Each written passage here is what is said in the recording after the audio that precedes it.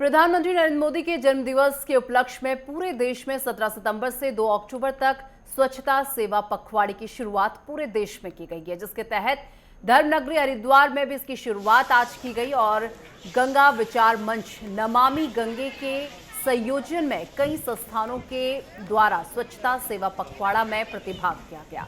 हरिद्वार स्थित नमामि गंगा घाट सहित सभी गंगा घाटों पर विशेष सफाई अभियान चलाया गया और इस दौरान स्वच्छता अभियान में भाग लेने के लिए आई संस्थाओं के द्वारा आह्वान किया गया और गंगा घाटों के किनारे जो भी श्रद्धालु आए वो सब स्वच्छता का विशेष ध्यान रखें, साथ ही अपने घरों के आसपास भी विशेष सफाई रखें, जिससे स्वच्छता के प्रति विशेष संदेश देश में जाए। गंगा विचार मंच नमामि गंगे के राष्ट्रीय संयोजक डॉक्टर भरत पाठक का कहना है कि गंगा विचार ई-मैक और नमामि गंगे और गंगा रियलिटी संस्था के साथ मिलकर इस स्वच्छता पखवाड़े को सफल बनाने के लिए काम कर रहा है। इसके अंतर्गत घाटों की सफाई, वृक्षारोपण में सार्वजनिक स्थानों की सफाई का अभियान 2 हफ्ते तक चलेगा। इसमें गंगा विचार मंच भी बढ़ चढ़कर भाग ले रहा है। उन्होंने हरिद्वार के नागरिकों एवं संत महात्माओं से अपील की थी वो लोगों को अपने प्रवचनों में स्वच्छता के प्रति जागरूक करें ताकि पर्यावरण स्वच्छ हो और नदी तटीय इलाके स्वच्छ और सुंदर नजर आए। उन्होंने कहा कि गंगोत्री से गंगा सागर तक और सभी प्रमुख भारतीय नदियों के तटों पर यह अभियान गंगा विचार मंच चलाएगा। इसमें नमामि गंगे का भी सहयोग मिल रहा है। 17 सितंबर से 2 अक्टूबर तक चलने वाले स्वच्छता पखवाड़े में माननीय प्रधानमंत्री नरेंद्र भाई मोदी जी के आह्वान पर नमामि गंगे गंगा विचार मंच गंगा रियलिटी के सहयोग से यहाँ पर चंडी घाट पर यहाँ स्वच्छता अभियान चलाया है, जिसमें सेवा बस्ती में जो बच्चे पढ़ते हैं ई-मैक संस्था के द्वारा वो बच्चों ने भी सहयोग किया है, बड़ों ने भी सहयोग किया है।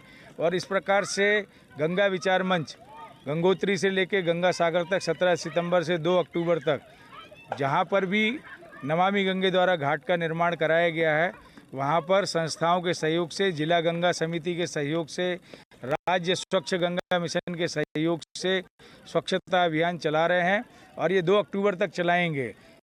माननीय प्रधानमंत्री नरेंद्र मोदी जी के जन्मदिन के उपलक्ष्य में 17 सितंबर से 2 अक्टूबर तक पखवाड़े पे जो ये स्वच्छता का पखवाड़ा चलाया जा रहा है, इसमें हमारी संस्था EMAC empowering music arts and culture heritage जो कि प्रत्येक रविवार को यहाँ गरीब बच्चों के लिए मस्ती की पाठशाला चलाती है और घाट के बच्चों को शिक्षा का कार्य करती है। उनकी सदस्यों के द्वारा, उनकी टीम के द्वारा ये अभियान चलाया जा रहा है, जिसमें गंगा विचार मंच और नमामि गंगे का भी पूर्ण सहयोग प्राप्त हो रहा है हमारे को। सर, ये 17 सितंबर से 2 अक्टूबर तक चलेगा। ये तो संपूर्ण भारत में चलेगा। उत्तराखंड के अंदर गंगोत्री से लेकर के जहाँ गंगा का धारा बहती है उसके गंगा किनारों पे और तमाम शहर जो उसके किनारे आते हैं उन सबको उसमें सम्मिलित किया गया है। यहाँ पर आज हम अपने बच्चों के साथ स्वच्छता पखवाड़े की शुरुआत करने आए हैं। प्रधानमंत्री नरेंद्र मोदी जी के जन्मदिन के अवसर पर इस स्वच्छता पखवाड़े की शुरुआत की गई है और ये 17 सितंबर से 2 अक्टूबर तक ये चलने वाला है। हमारी जो संस्था है empowering music art and cultural heritage, वो समय समय पर इस तरह के अभियान करती रहती है। हमारे साथ बहुत सारे यंग जनरेशन भी जुड़ी हुई है जो समय समय पर यहाँ पर रहने वाली जनता को अवेयर करती है, बताती है कि गंगा निर्मल पवित्र पावनी है और इसके घाटों को साफ़ सुथरा रखना एक हमारा कर्तव्य है।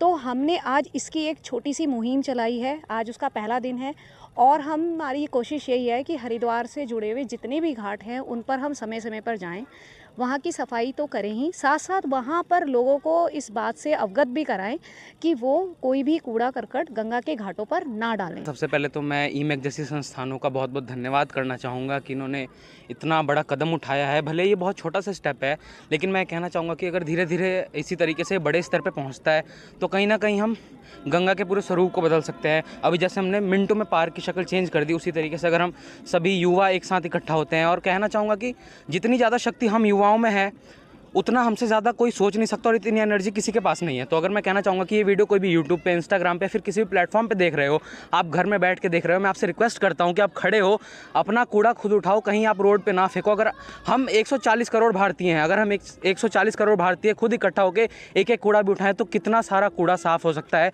ये सिर्फ हमें सोचने की आवश्यकता है।